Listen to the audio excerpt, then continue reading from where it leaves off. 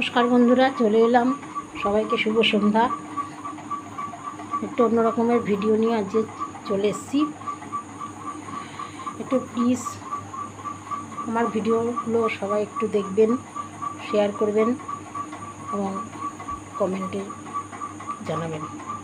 এই কোন প্রজন্মের সঙ্গে আছি আমরা, যাদের হাতে অসীম সম্ভাবনা কিন্তু মনের ভিতরটা আশ্চর্যভাবে ফাঁকা। এরা স্মার্টফোনে পৃথিবী ঘুরে দেখে কিন্তু নিজের জানালার বাইরে আকাশটা দেখতে ভুলে গেছে। এরা প্রযুক্তিতে দক্ষ কিন্তু বাস্তব জীবনে অনভ্যস্ত।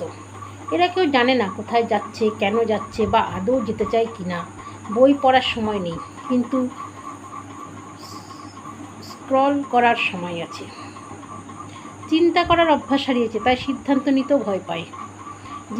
জীবনে কোনো মিশন নেই কিন্তু রিলসে মিশে আছে সময়ের সিংহভাগ। রোদে হাঁটতে চায় না, বৃষ্টিতে ভিজতে চায় না, ধুলোবালিতে অ্যালার্জি, ঘামে অস্বস্তি, কষ্টে অরুচি।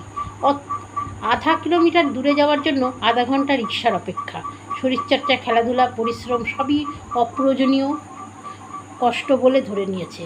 আরামই এদের ধর্ম, শর্টকাটই এদের জীবন দর্শন।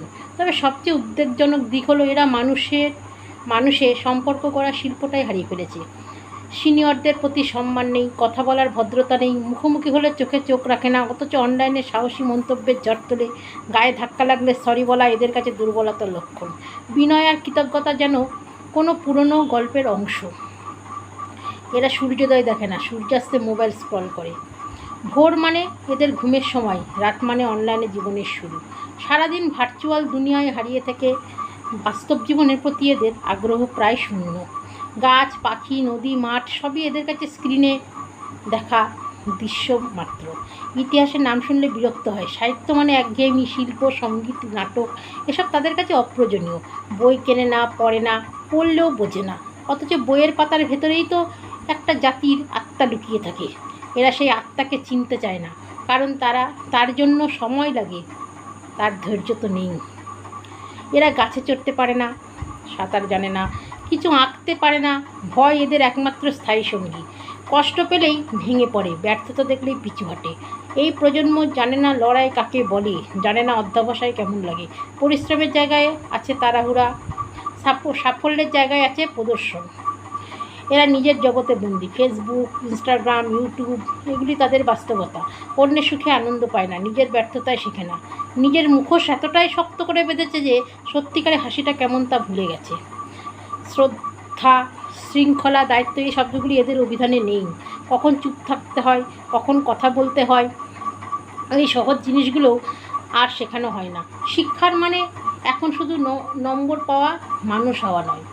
তবে সব শেষ হয়নি। এই অস্থিরতার মাঝেও কিছু তরুণ আছে যারা ভাবছে, খুঁজছে, পড়ছে, প্রশ্ন করছে। ওদের মধ্যে ভবিষ্যতের আলোর রেখা। কারণ প্রতিটি যুগেই কিছু মানুষ থাকে যারা অন্ধকারে আলো জ্বালায়। তবে এটা অস্বীকার করতে পারি না, এই প্রজন্মকে দোষ দেওয়া সহজ কিন্তু বোঝানো কঠিন। কারণ তাদের হারিয়ে যাওয়ার পেছনে দায় শুধু তাদের নয়, আমরাও আছি। পরিবার, সমাজ, শিক্ষা সব জায়গায় আমরা ব্যর্থ হয়েছি মানুষ গড়ার ক্ষেত্রে। এখন দরকার অভিযোগ নয়, অনুপ্রেরণা। তবে হয়তো এই অস্থির প্রজন্ম একটু শান্ত হবে আর আমরা আবার মানুষ হয়ে উঠব। অস্থির এক প্রজন্ম, দিকহীন, লক্ষ্যহীন, মূল্যবোধহীন, কাদের হাতে আগামী পৃথিবী? ধন্যবাদ।